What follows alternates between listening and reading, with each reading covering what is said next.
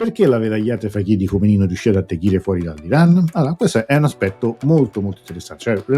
velayat faqih, sapete che è la teoria cosiddetta del governo del giureconsulto, elaborata da Khomeini all'inizio degli anni 70, che prevede in cosa consiste. Dice in realtà lo sciismo è vero che prevede che non bisogna occuparsi di politica, perché lo farà il 12° imam alla fine dei tempi, tornerà e porterà lui la giustizia sul mondo intero, ma in attesa che l'imam arrivi, che arrivi alla fine dei tempi, un uomo religioso, un dotto che conosce l'Islam può, anzi deve, guidare il paese. Allora, è vero che questa teoria provò ad essere esportata, cioè l'esempio più classico è il Libano, cioè Hezbollah, che nasce appunto per diretta emanazione dell'Iran e anche da un punto di vista ideologico, non solo organizzativo, però non riesce ad attecchire nel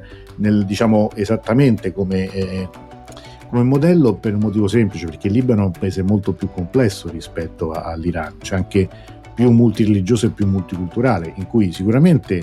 nel caos all'ora della guerra civile, nel caos che è seguito poi per tantissimo tempo, perché oggi ahimè rivediamo, Hezbollah ha un ruolo importante, però non credo abbia mai veramente potuto arrivare ad una creazione di uno Stato simile a quello della Repubblica Islamica Iraniana. Al di fuori dell'Iran, secondo me, non è riuscito mai ad attecchire, perché è un tipo di ideologia fortemente legata al contesto iraniano, fortemente legata proprio al paese, cioè la rivoluzione del 79 e lo stesso pensiero di Khomeini è un pensiero fortemente nazionalista. Khomeini era sì un leader religioso, ma era anche un leader nazionalista. In Iran nessun leader può aspirare a essere tale se non sposa anche una corrente nazionalistica, se non sposa anche un'ideologia, un'impostazione in cui è l'Iran prima di tutto. Cioè, probabilmente è nella natura stessa di questa ideologia il limite nazionalistico,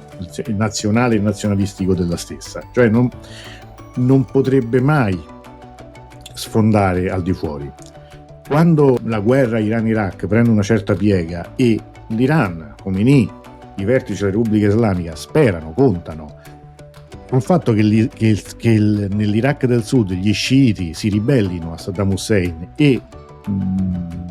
prendano l'Iran come punto di riferimento politico, sbagliano, prendono un abbaglio clamoroso, così come Saddam Hussein l'aveva preso nell'80 quando aveva invaso il paese, credendo che il Sud sunnita e arabo si legasse agli invasori. Non è così nemmeno nell'altro senso, cioè anche quando la guerra si sposta e l'obiettivo diventa Bassora, no? Quindi nel sud dell'Iran, non funziona, non va. E non va perché probabilmente l'ideologia stessa, che è molto limitata al contesto iraniano, anzi probabilmente sta già stretta all'Iran, per cui figuriamoci se riesce ad attecchire altrove. In Iraq, dove pure la maggior parte della popolazione è sciita, in termini numerici, anche se lì molto composita, i religiosi di Najaf sono contrari alla velayat faqih, cioè al-Sistani, che tra l'altro poi è iraniano di nascita, che è la massima autorità religiosa sciita in Iraq, è da sempre contrario all'ideologia di Khomeini. Anzi, diciamo che in più di un'occasione questa cosa l'ha fatta anche rimarcare, cioè nel senso che le sue uscite, le sue esternazioni, le sue volontà di incontro con i vertici iraniani, ed è un condizionamento ideologico che poi si riflette anche a Qom. Cioè oggi non è esagerato dire che la stessa Qom, che era la città appunto in cui ha predicato Khomeini e in cui è nato un po' anche l'Islam politico religioso iraniano, molte figure oggi siano contrarie a questa ideologia. Quindi è poco probabile poi che potesse attecchire in posti dove l'Iran è minoranza. Cioè in Pakistan sono tantissimi gli sciiti, ma rappresentano il 30% e sono fortemente anche, come dire, discriminati.